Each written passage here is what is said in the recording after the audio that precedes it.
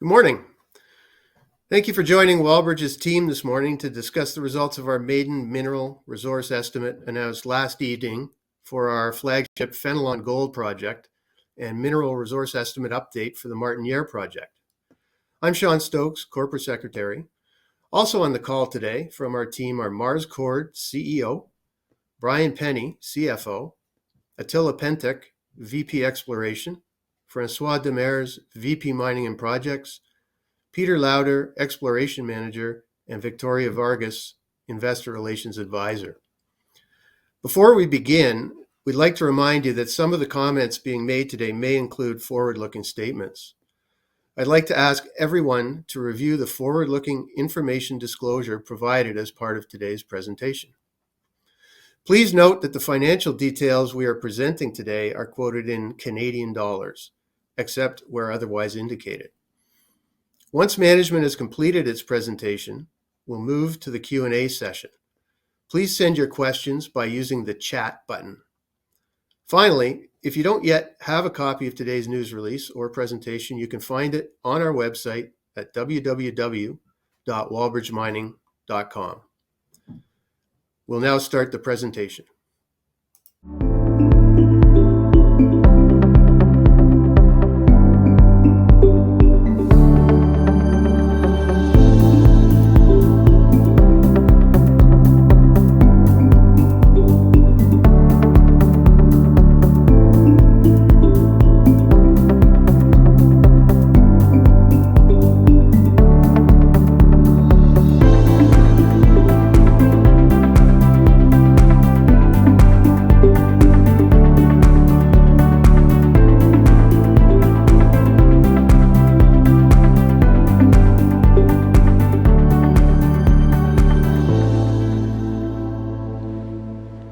People often ask what's it like to be a part of a once-in-a-lifetime discovery like our Fenelon deposit. It's a very humbling experience, and you realize very quickly that you can't force a deposit to match your expectations or to match your ore models, and that the deposit will reveal itself to you through time as you continue to be brave in your exploration and you step out and try to test the extents of this system. The bulk sample that was finished in 2018 and 2019 was a great experience for our team. It really gave us the confidence that we could not only find something, but then model it and extract it in a fashion that actually met our expectations. So understanding the Fenelon deposit is particularly challenging because we don't have access to outcrop, especially in our high-grade zones at depth. So something we've been really focused on is improving our structural understanding of the deposit using oriented drill core. So all of our exploration holes have oriented drill core, and from this the geologists collect oriented structural measurements focusing on the orientations of mineralized veins, on the orientations of shear zones, foliations, and lithological contacts. Ultimately, combining this into a model we can use to improve our understanding of the geometry of the deposit and better predict where we're likely to find more mineralization in the future.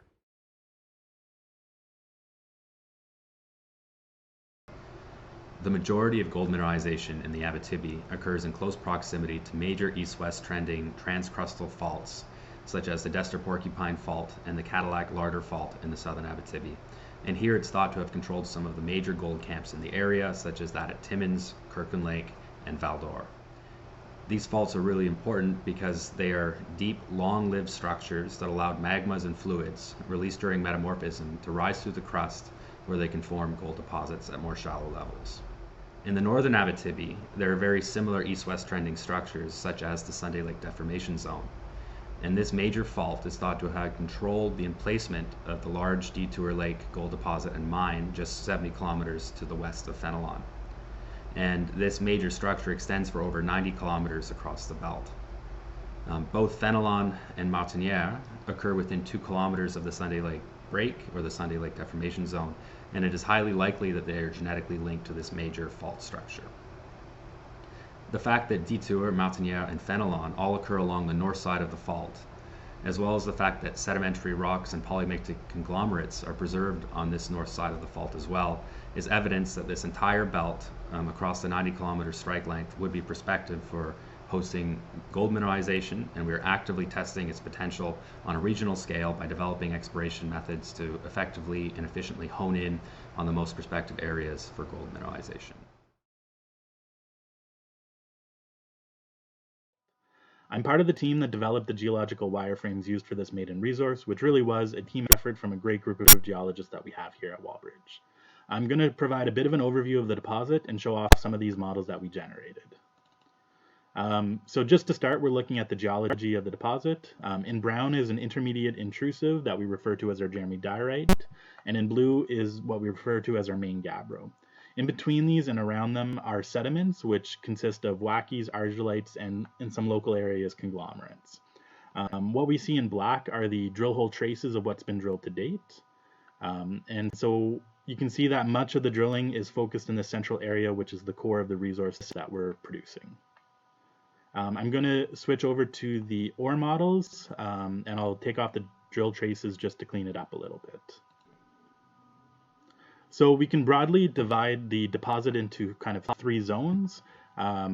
What we have is the Area 51, which is hosted dominantly in this Jeremy diorite, the Tabasco that's hosted in the sediments in between the diorite and the main gabbro, and then the gabbro zones that are hosted within the gabbro. So these gabbro zones were the main focus of the bulk sample that we developed in 2018.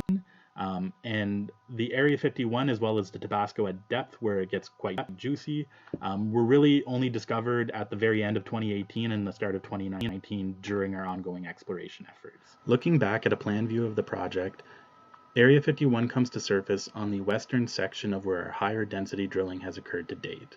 Further drilling has followed this mineralization further to the west near surface, which has continued to expand the potential footprint of the system and the open pit that could be developed in order to exploit this.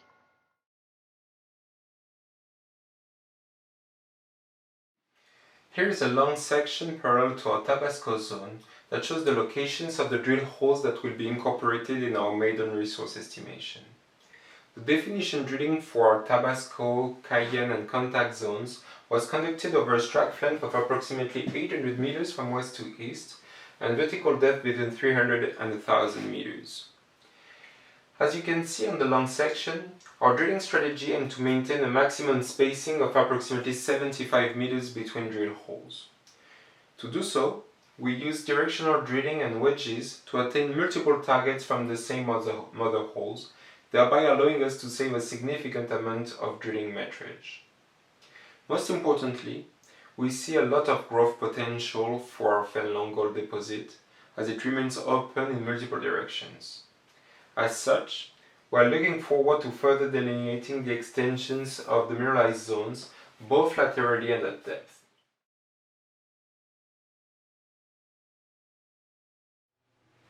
Hello, my name is Peter Lauder. I'm the Exploration Manager with Wallbridge Mining. I'd like to explain to you our 2021 and 2022 exploration program.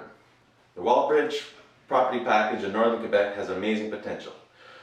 From the Ontario-Quebec border, beside the world-class multi-million ounce Detour Lake mine, to 70 kilometers east, including Martiniere, Fenelon and Grisette projects, this largely untested greenstone belt has the equivalent length to that of the Rouyn-Noranda Val d'Or mining camp corridor. The Fenelon project is an emerging multi-million ounce deposit which we are currently drilling in 2021 to expand our resource footprint along both strike and depth, and will continue in 2022. To test the growing potential of the gold system, we are exploring nearby highly prospective targets outside the immediate footprint of the Fenelon project. The ongoing Grisette gold project has continued to show promise and growth and will remain part of our exploration program in 2022. The Lamartiniere project has also been a focus of our successful 2021 project, and we will continue to delineate and expand the resources there in 2022. In gold exploration, it can be difficult to decide which targets are important, as any small indicator may be the key to a large deposit. At the Wallbridge property in northern Quebec, there are numerous such targets, and more of them will undoubtedly develop into deposits and projects such as the Fenelon and Lamartiniere. A new addition to Wallbridge is the Martiniere property, which is located approximately 30 kilometers west from the flagship Fenelon gold property. Martiniere is an exciting and prospective area for gold exploration, as it sits along the Sunday Lake Deformation Zone, a major regional east-west fault zone that can be traced 45 kilometers west towards Kirkland Lake's Detour Gold Mine. Martiniere historical data includes over 133,000 meters drilled over 519 diamond drill holes. Drilling was focused at the Bug Lake deposit and at Martiniere West. The Bug Lake zone follows a north-northwest trend and consists of strongly sericite-altered quartz porphyry. The units adjacent to the porphyry are also strongly sericite and silica-altered, and it is within these contact zones where the high-grade mineralization is hosted, typically in association with pyrite. The mineralized trend continues for over a kilometer with the potential to be extended towards the northwest. The 2021 drill targets for Martiniere include testing the extension of this Bug Lake trend with an emphasis on expanding the high-grade mineralization at Bug Lake South. At Martiniere West, mineralization is associated with steep, subparallel, northeast trending shear zones. Martiniere West has future potential to extend the mineralized shear zones both laterally and at depth. At Wallbridge, we focus on doing things right. We focus on social responsibility, health, safety and well-being, the environment, corporate governance, economic contributions, and cultural heritage and diversity. Over the last 3 years, we've prioritized sourcing our supplies and services locally. We've hired from local First Nations, and we've supported business startups, in addition to supporting PhD and master's research. In 2019, we received the Gold Award in Health and Safety from the PDAC. We are currently undertaking a review of our health and safety management systems in the spirit of continuous improvement, and we have stringent COVID-19 measures in place. In 2022, we'll be issuing our inaugural ESG report, which will be an important reporting milestone for the company. We're constantly focusing on reducing GHGs. We discharge our water to the environment under stringent guidelines, and we hold ongoing dialogue with land users about the effects of our work. In 2021, we committed $1.5 million towards the improvement of an access road between the town of Matagami across to the existing highway in order to provide better access from east to west for the public. We've also spent approximately $43 million on supplies and services sourced locally. In terms of governance, our compensation is linked to company performance. We have a diverse board, and we have the right policies in place to keep ourselves accountable. Finally, when it comes to diversity and inclusion, 26% of our workforce comes from Indigenous communities. We've developed a cultural awareness program to educate our workforce and are in the middle of constructing a cultural center. We also encourage service providers to include an Indigenous component in their businesses. Overall, we pride ourselves on doing things right and being good corporate citizens. As we advance our projects, this will remain at the core of our approach. Good afternoon, I'm Bob McDonald, manager of Fenelon Project. As you can see approaching the gate, this is the entrance to the camp. Security is on site 24 hours a day, providing safety for everybody involved. Over here in the area, you can see that we're just setting up a brand new septic system, so we're no longer transporting our grey water to Matagami. Along a little bit of a noise in the background is a gen system we just installed recently, providing power to the camp. So one drops off, another one, just like any Generacs that you would have at your house, providing service. A little bit further up here, you'll see this is our new addition to the dining hall. And what we'll be doing is going through an overview of what the recent improvements that we've done over the last year. And Zane Sear, my project coordinator, will be going through that with you. I'm going to do a little tour of the camp and kind of what we're doing. We have a camp capacity of 153 people. We have 3 different styles of dorms. We have a dormitory style with 5 rooms and 1 bathroom. We have the style we're looking at, Dorm 5, Jack and Jill rooms with a shared bathroom facility in between each set of rooms. And we have this style, which are small hotel style rooms with individual bathroom and shower. These were installed last fall, 2020.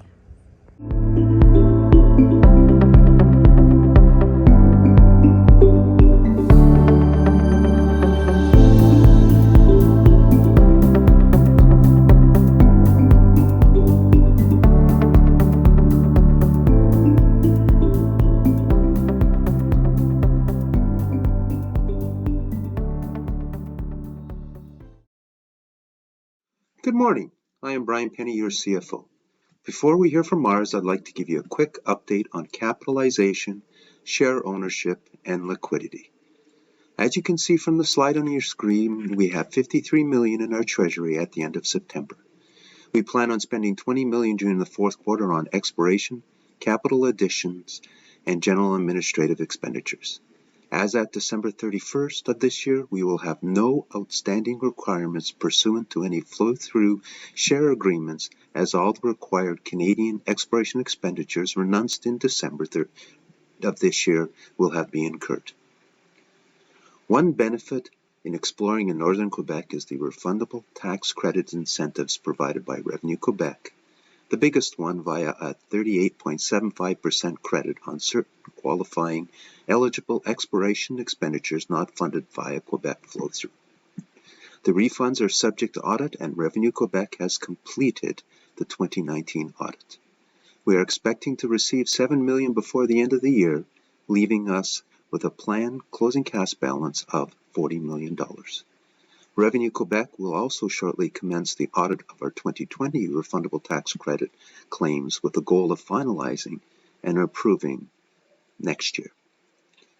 We applied for $10 million of these credits for 2020 tax year when we filed our tax returns. Also on the slide, you will find a chart identifying our share structure. Our biggest shareholder and supporter is Eric Sprott, owning 20.2% of the company. Kirkland Lake Gold, our second largest shareholder and a strategic investor, owns 9.8% of the company. And our third largest shareholder is William Day Construction, owning 6.9%. As a result of our increased activities in Fenelon, our analyst coverage has increased to 4. To summarize our balance sheet, we are well positioned to continue our exploration activities into 2022. Thank you for your attention, and I will now turn the presentation over to Mars. Mars? Good morning. As Sean mentioned, we'll be making forward-looking statements today. So I encourage you to read the forward-looking statements here on these slides, and I believe that also in our handouts for today's webcast. I think it's important to get a few points across before we get into the details of the maiden resource estimate at Fenelon Gold, as well as the updated mineral resource estimate at Martiniere. Today's announcement is a result of our team's success, and I'm very proud of what we've accomplished so far. I'd like to thank everyone for their valuable hard work. I also wish to thank all of our shareholders who've been patient with us. This is our first resource estimate at Fenelon Gold after our discovery of Area 51 and Tabasco Cayenne zones in less than 3 years ago. It took our consultants a bit of a time, but nonetheless, it is here, and we're proud to be able to share that with you. We're very proud to have such a large, underexplored land package in a safe jurisdiction such as Quebec, with a highly skilled workforce, great access to infrastructure, as well as the support that we receive from the First Nation communities and our First Nation partners, as well as the local municipalities. We purchased a 10 square kilometer property called the Fenelon Gold from Balmoral Resources in late 2016. At the time of purchase, we had about 40,000 ounces of high-grade material in the Gabro zones. And really, we didn't know the extent of the gold system. What we saw was a small property with lots of potential, and during our due diligence, we saw a lot of targets.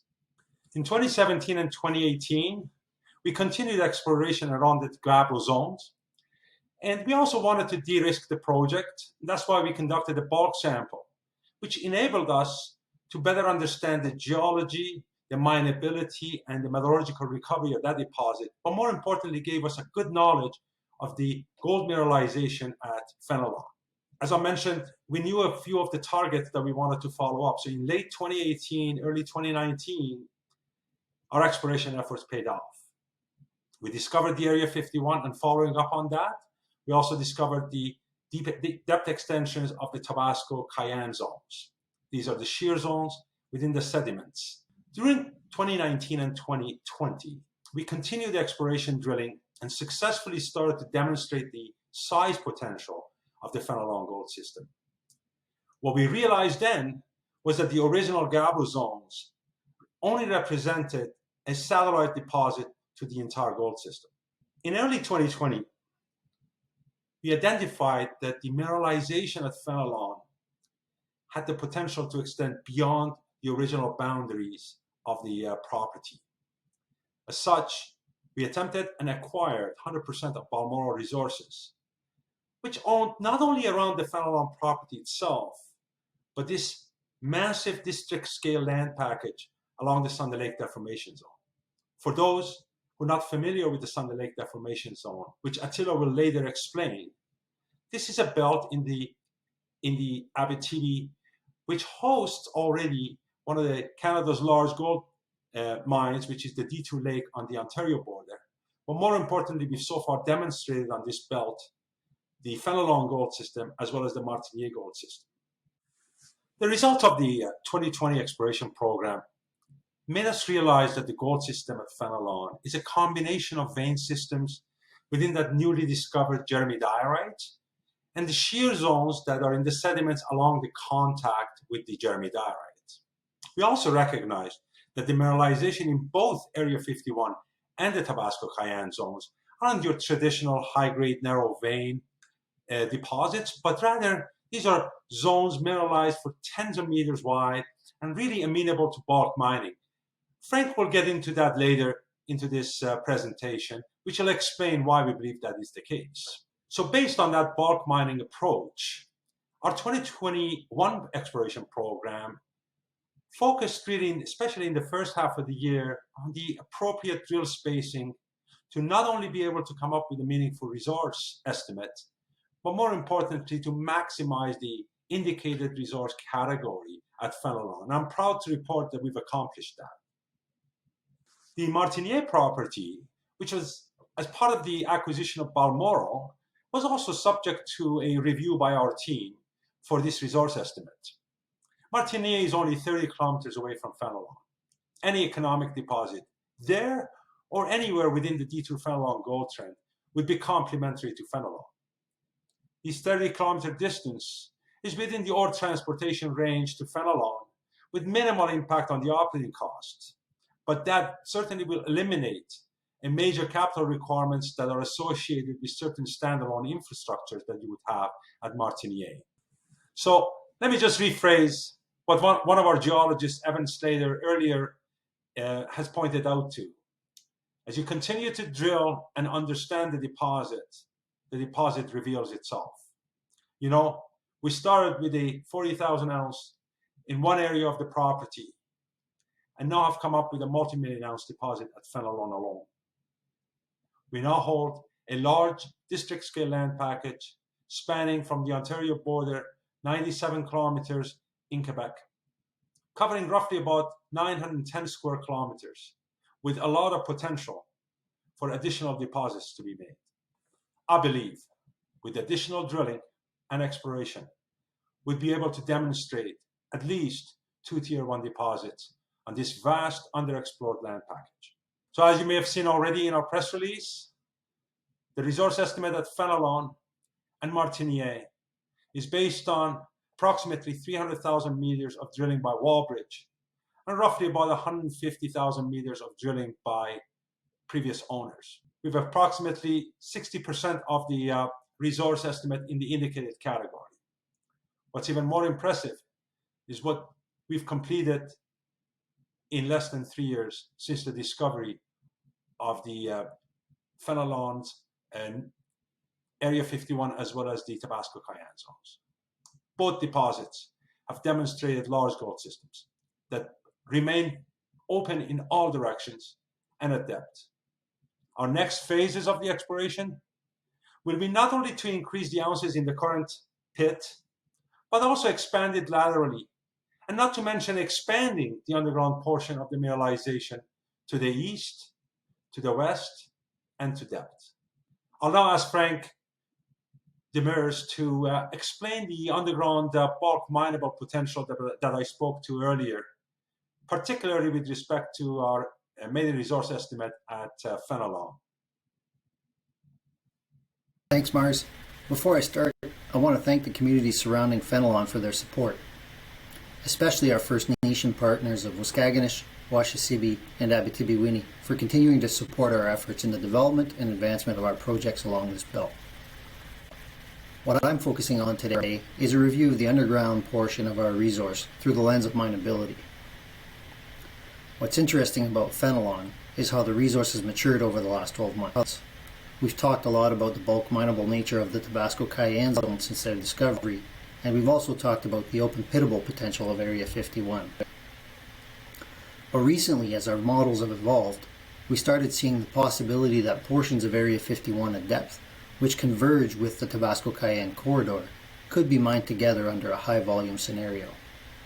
In fact, through discussions with our consultants, we found there's enough material from a tons and grade as well as widths and continuity perspectives to consider a lower cutoff grade optimization scenario similar to Alamos Gold's Young-Davidson or Agnico Eagle's Goldex mines. This approach doesn't take anything away from the possibility of selective mining at lower volumes and higher grades.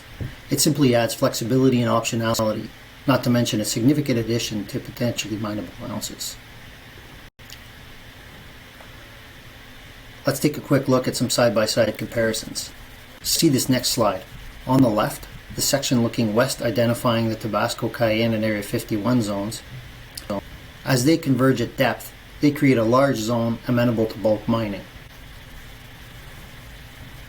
The longitudinal looking north shows the width. We can see when viewing this longitudinal side-by-side of Alamos Gold's Young-Davidson that below the Fenelon resource, we appear to have a significant and open in all directions underground resource, which appears similar to Young-Davidson. Young-Davidson has been mining more than 6,000 tons per day to a depth of 1,800 meters at grades ranging from 2.17 to 2.65 for the last 3 years, producing approximately 200,000 ounces per year. Their underground mining costs are below $50 a ton, and cash costs are below $950 an ounce. At Fenelon, the current mineral resource estimate has room to grow, potentially down to 1,500 meters or more based on the intersection in hole 120 earlier this year. The size of the resource thus far speaks to the high-volume bulk mining scenarios.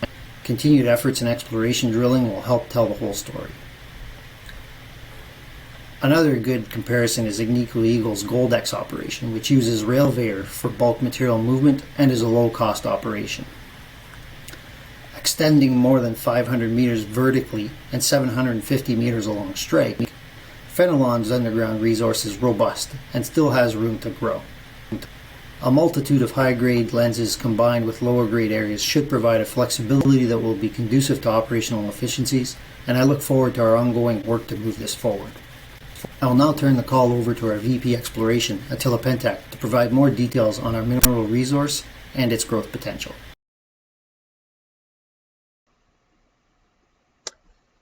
Hi everyone, thanks for joining us today.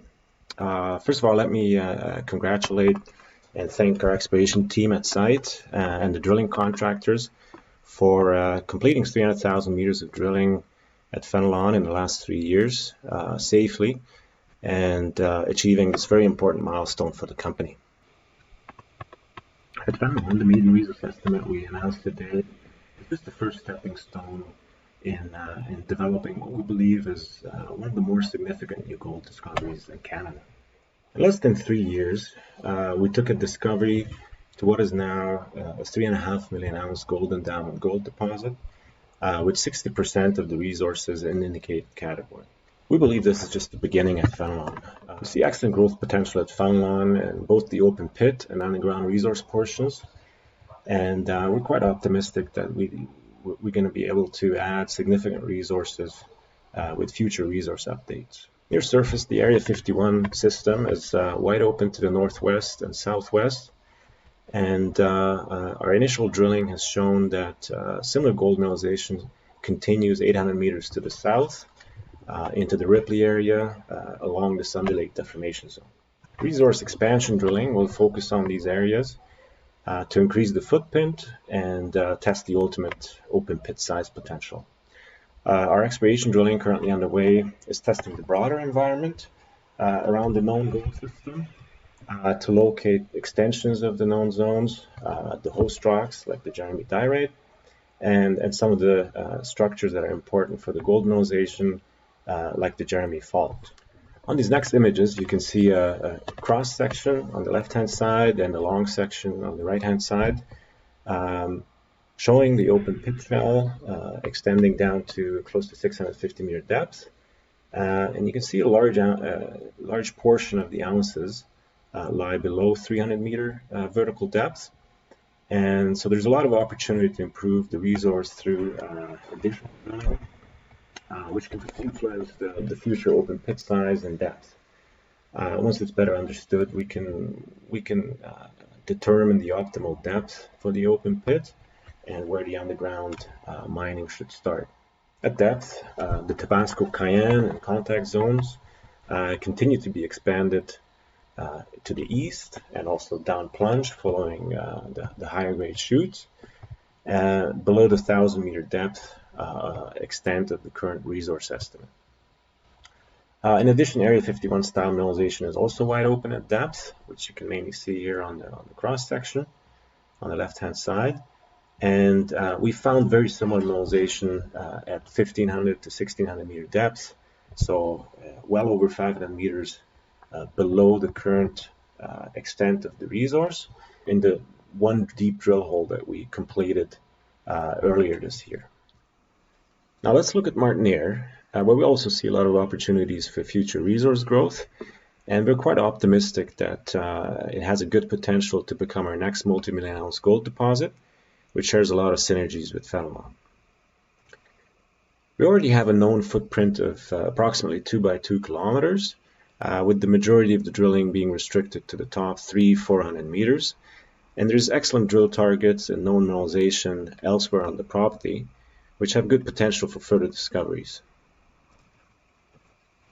The two main gold trends, which make up the Martiniere deposit, which are the Bug Lake and the Martiniere West trend, are wide open along strike, and therefore we see a lot of lateral expansion potential to make the open pit resource bigger.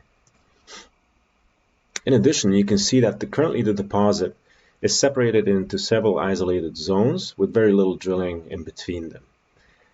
This results in several smaller open pits. Therefore, one of the priorities of our current drill program is to test in between these areas in order to try and connect the zones to end up with one or two larger open pits rather than several isolated ones. On this plan view, you can see with blue traces some of the drill holes that we've recently completed, which are testing in between these zones, and we're seeing good results that give us optimism that these zones will in fact connect, and in future resource updates we will have a more continuous ore body. Now let's look at a long section of the Bug Lake trend, which makes up the bulk of the Martiniere deposit. On this long section, you can see that there's very limited drill testing below 400 meter depth, and the high-grade chutes are wide open there. Our drill program currently on the way has been testing these chutes, and as you could see from the October 26 press release, we've seen good results there that give us a lot of optimism for future resource growth of the underground resource portion as well. So we believe this project warrants a lot of drilling, and we're ramping up our exploration efforts, and we're looking forward to a very active 2022 exploration program here. Our drilling will focus on trying to assess the ultimate size potential of Martiniere and get it ready for future resource updates and an economic study that could incorporate both Fenelon and Martiniere together due to the shared synergies. We believe that Fenelon and Martiniere are just the first two major gold deposits in a pipeline of projects that remain to be found on our extensive underexplored land package, which stretches 97 kilometers from the Ontario border, where currently Gold's Detour Lake mine is located. In comparison, this distance is roughly equal to the distance between the Rouyn-Noranda and Val d'Or mining camps, which have seen over 100 years of exploration and mining activity, and over 100 million ounces of known gold endowment. In contrast, Detour Lake was only discovered in 1974, and our land package started to be explored in the 80s, but then mainly in the 90s. But there's already world-class potential demonstrated in our belt with Detour Lake, and then now Fenelon and Martiniere. It is due to the thick overburden coverage that our belt is decades behind in terms of exploration, and these following maps give you a good comparison, highlighting the potential that exists in our belt. In this current map here, we're looking at diamond drilling density in the entire Abitibi area, and you can see how the southern Abitibi lights up with a lot of exploration drilling having been completed in the last 100 years.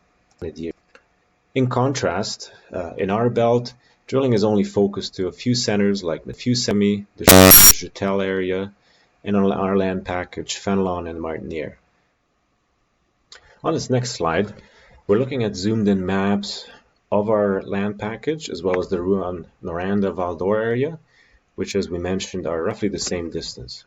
These maps are showing the distribution of mapped surface outcrops, which are a good approximation for the thickness of the overburden coverage. As you can see that while in the southern Abitibi, there's extensive outcropping bedrock with gold mineralization right on surface.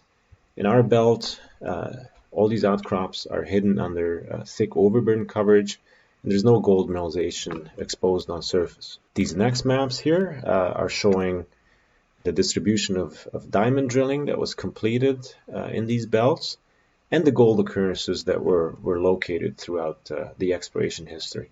Again, you can see in the southern Abitibi, the 100 years of exploration and mining activity has resulted in a lot of drilling and a lot of discoveries and gold mines that add up to the 100 million ounce known gold endowment.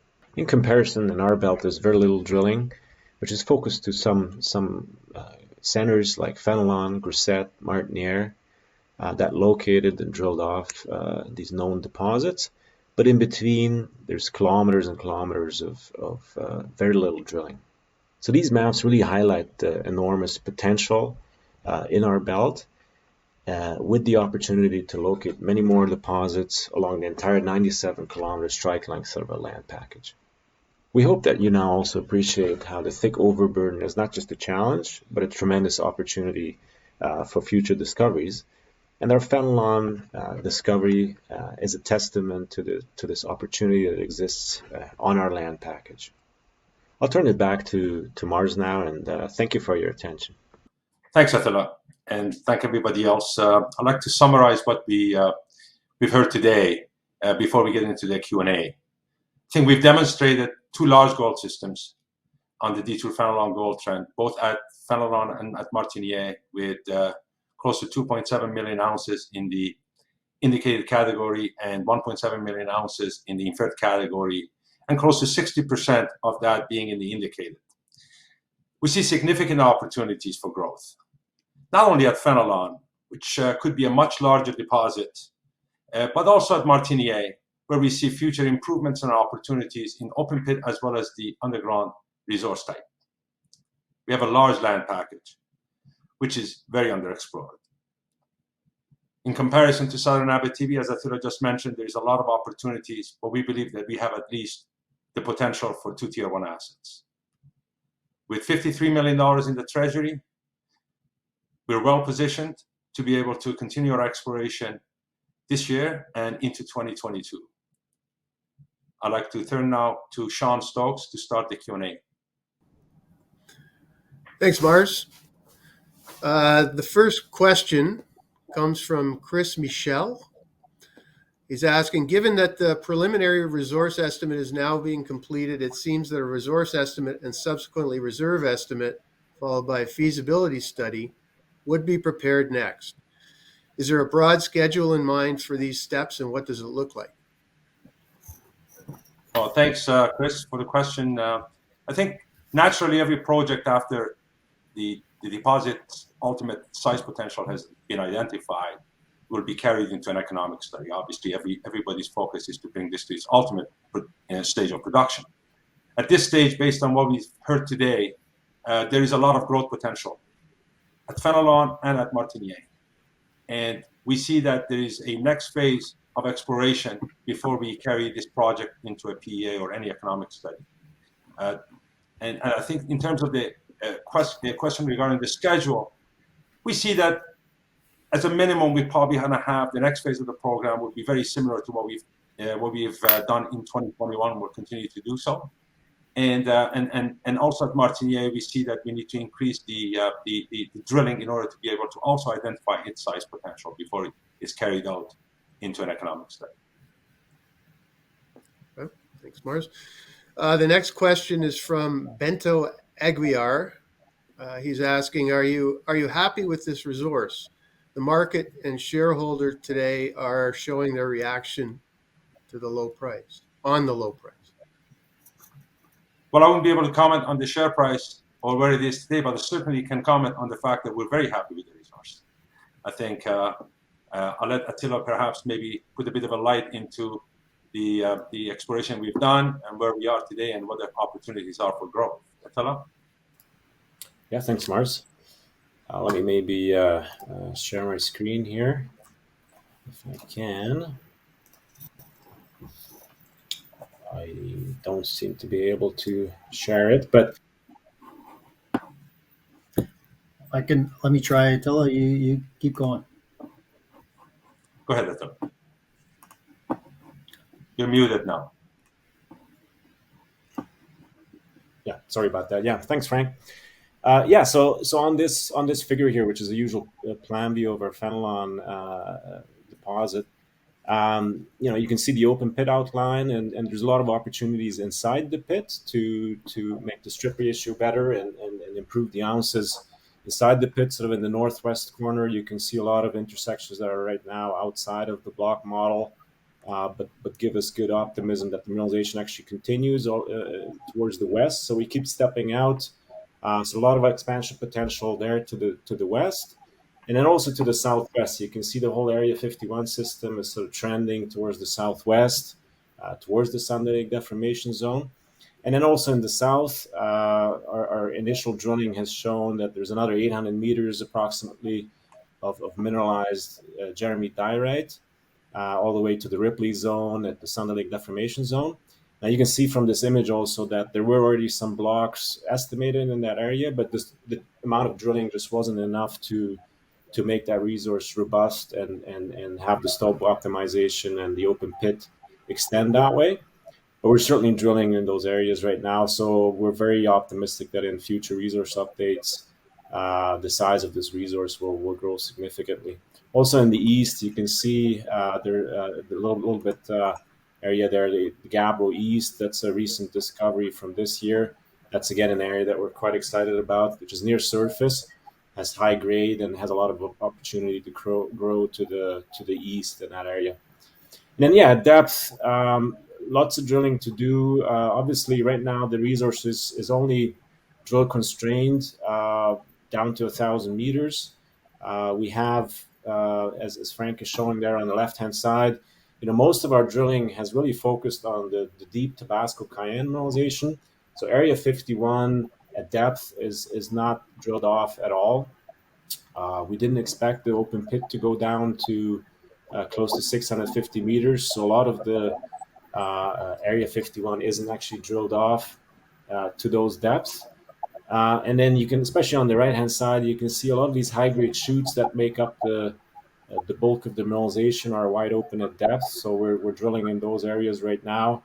And, from our very deep drill hole earlier this year, we've seen that similar style of mineralization occurs all the way down to at least 1.5 kilometers, which is 500 meters below the current resource. So obviously there's a lot of potential that way.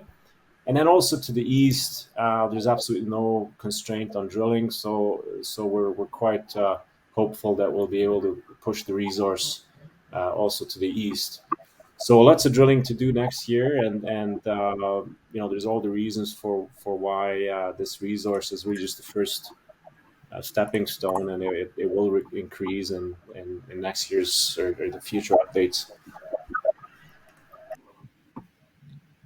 Okay, thanks, Attila. The next question is also from Mr. Aguiar, and he's asking, did Eric Sprott decrease his position? Has he brought up any concerns that his investment has dropped? So just to answer the question, obviously Eric Sprott is more than 20% shareholder of the company. He's a reporting insider, and from what we know and the information we have, there hasn't been any decrease in his position. And in terms of any concerns, we've not heard any. So I'm hoping that, much like any other shareholder of Wallbridge, they're pretty satisfied and happy with the resource estimate that was delivered today. Thanks, Mars. The next question is from Andrew Mikachuk. What's your sense of what will be required to expand the resource and justify a PEA? Well, thanks, Andrew. And I think with the answers that we gave with respect to the potential growth in terms of Fenelon as well as Martiniere, we expect to have at least the next phase of drilling both at Fenelon, which Attila just went through, and at Martiniere, where we see a lot of potential, partly because of the continuity that with lack of drilling wasn't able to be connected at Martiniere. We'd be able to get there before we justify going into the next stage, which is the economic studies. Thanks, Mars. The next question is from Ken Candia, and he's asking, how economic is the underground mining going to be at these grades? I'm going to let Frank explain this, because I think he's got, he did that in his presentation, but perhaps maybe put a bit more light to it. Yeah, thanks, Mars. I hope everybody can see this. It worked the last time. All right, so like I talked about during the video presentation, the underground resource at Fenelon, now what you're seeing here is, I'll just throw my comments on here just so I can illustrate. What you see here at Fenelon, this is the underground resource. So I've taken out the open pit portion of it just to show the underground. What you can see here is, in terms of extension below the pit, we're currently at about 500 meters below the pit. And in terms of resource, strike length is about 750 meters in length at this time. And of course, it's open in all directions. And the widths are quite significant, several meters to tens of meters wide in the zones.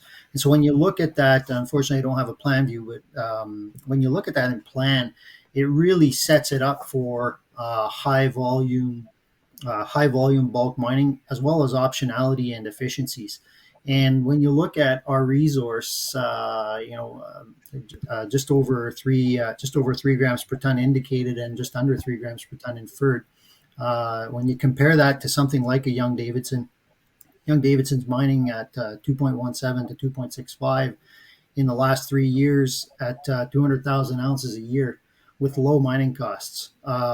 So when you compare those two, and you can look at Agnico Eagle as well, the Goldex operation, another operation that runs a really low cost. When you compare the grades between the two resources, you can see that there's a lot of potential with Fenelon.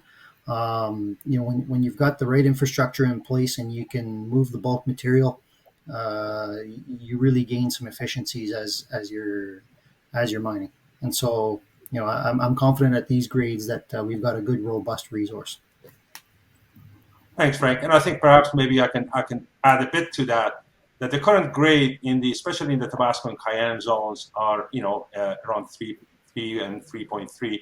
But what's more important about it is in the first resource, typically with the amount of drilling that is done in the first resource, one of the key things is the grade capping. We know that in the Tabasco Cayenne zones, there were 12 zones. 8 out of the 12 zones had a capping of 35 grams a ton, and 4 of the 12 had a capping of 110 grams a ton. It was evident when the Gabbro zone's first resource was capped at 50 grams a ton, and the continued drilling and understanding and additional bulk sampling there brought that to 330 grams today in this resource estimate. So we see that there's opportunities for us to improve even the grades within the Tabasco Cayenne as well as the Area 51 zones by additional drilling. So therefore, some of those higher grades will become in the normal distribution, therefore it would be capped. Attila, do you want to add anything to that as well? Okay, perfect. Okay. Another question from Robert Brown. Can you provide color on your current financial resources and what you expect your needs to be in 2022, given your next stage plans as presented? Brian? Thank you, Mars. Robert, as indicated earlier in the presentation, we plan on closing the year with about $40 million in cash. We have about $10 million of refundable tax credits in the pipeline that we're looking to get paid for from our Quebec government next year. So that's a very significant chunk of our planned spending for next year, based on a similar spend to this year, as Mars indicated earlier. Thank you. Thank you. Thanks, Brian. The next question is, can you better explain the geology that would allow you to use bulk mining methods? I think this question was answered with Frank's slides as well as Attila. So perhaps the best thing to talk about is the fact that the analogs that Frank had shown with respect to Young-Davidson and Goldex, those are being mined at lower grades than what the current resource at Fenelon shows. What's more important, the current underground resource is only estimated down to roughly about 1,000 meters. The analogs that we've discussed at Young-Davidson and Goldex currently are being mined at around down to about 1,800 meters. So we see a lot of growth opportunities, even at depth, notwithstanding the lateral extensions of these zones, as was explained by Attila, in terms of potential growth. Maybe I can add to that a little bit, is that you can see from the cross section, especially, that the whole deposit is very nicely compact. It's like a funnel shape coming together around 300-400 meters. The different Tabasco Cayenne plays and Area 51 all come together. Yeah, thanks, Frank. And there's very significant widths of these zones. So when you look at some of our intersections that are typical here, 3 to 5 gram per ton range over tens of meters, 5 gram per ton over 100 meters, 3 over 60. So those are some of the typical intersections when we go through this Tabasco Cayenne corridor. And along with the Area 51, which is right beside it, that's sort of the geology that explains why the bulk mineability is really a very good option for us on the ground. Thank you. Okay. The next question is, what are the plans for the Grassette property? So, as Peter was mentioning in his presentation today, was the fact that we also see Grassette gold opportunities. And that was one of the focuses of our regional exploration. Additionally, Grassette is attached to Fenelon.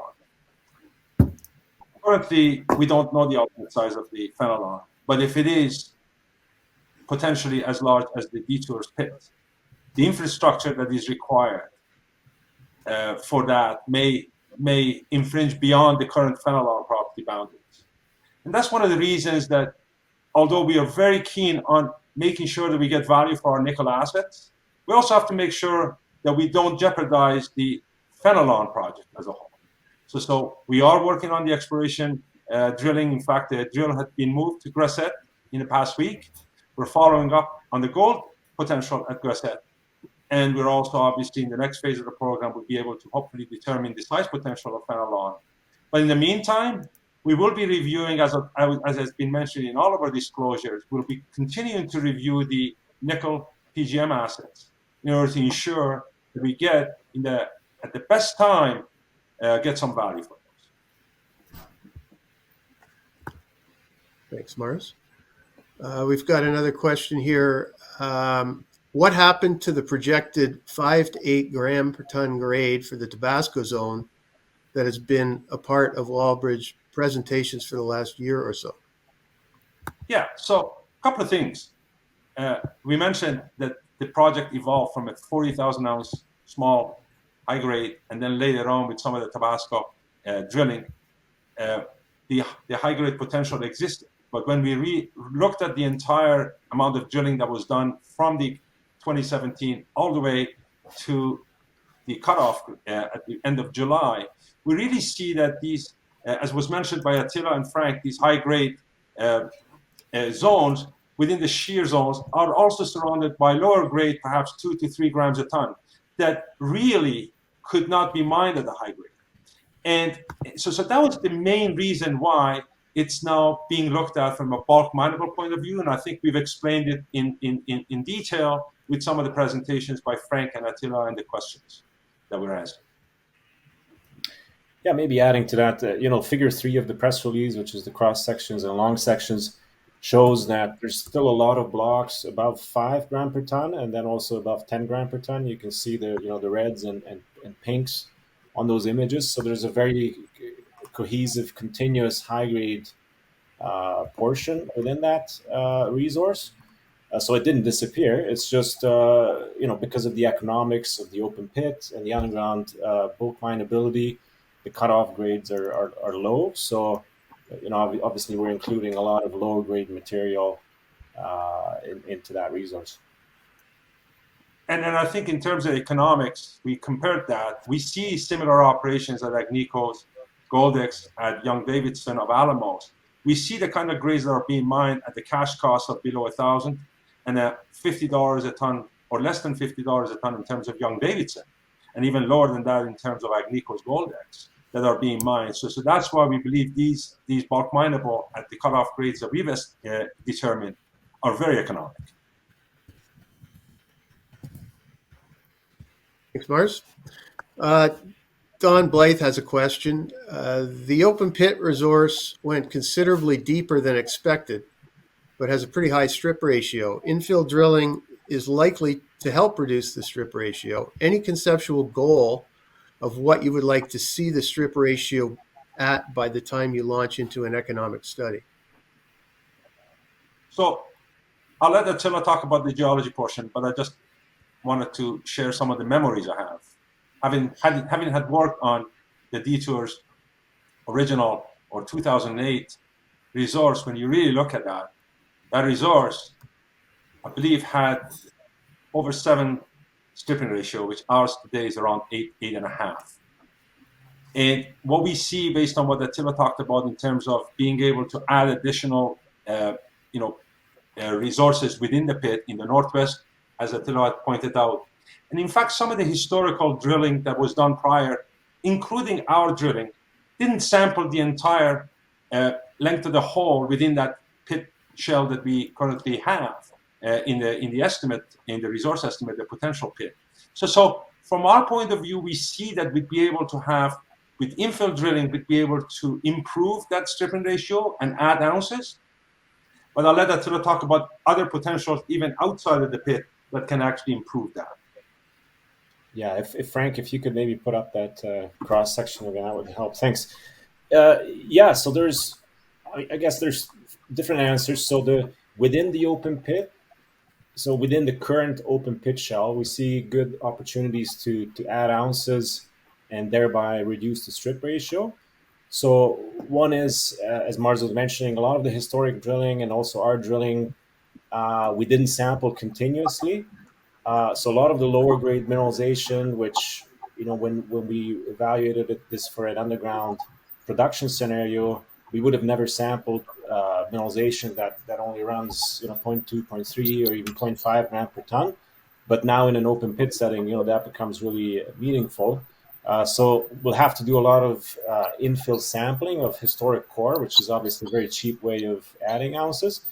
And then there's also a lot of infill drilling to do in some of the areas, as Frank is highlighting, because, again, we didn't focus on some of those areas because the drilling was mainly directed at drilling off the deeper Tabasco Cayenne portion.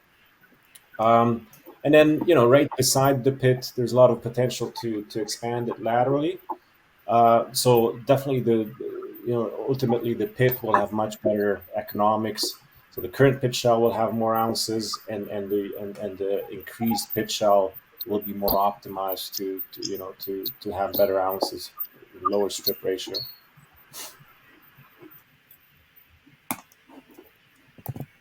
Okay, thank you, Attila, Mars. The next one's from another one from Andrew Mikachuk. To what degree is the entire Jeremy diorite a likely host for mineralization to potentially hold a much larger pit than presented in the initial resource? Attila?